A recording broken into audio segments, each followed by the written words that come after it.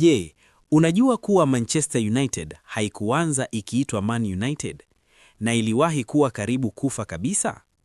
Leo nakusimulia historia fupi lakini nzito ya klabu moja kubwa zaidi duniani. Kaa mpaka mwisho. Manchester United ilianzishwa mwaka 1878, lakini wakati huo haikuitwa Manchester United.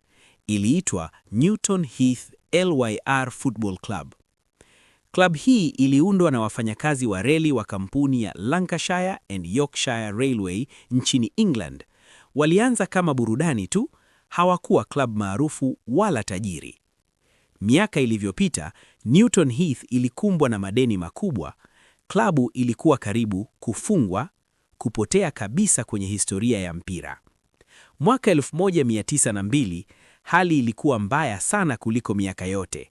Lakini hapo ndipo muujiza ulipotokea. Mfanyabiashara mmoja aliyeitwa John Henry Davis aliokoa klabu kwa kulipa madeni yote.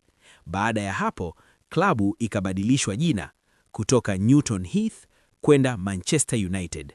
Hapo ndipo Manchester United ilizaliwa rasmi mwaka 1902.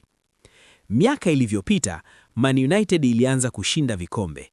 Lakini mafanikio makubwa zaidi yalikuja chini ya kocha Sir Alex Ferguson.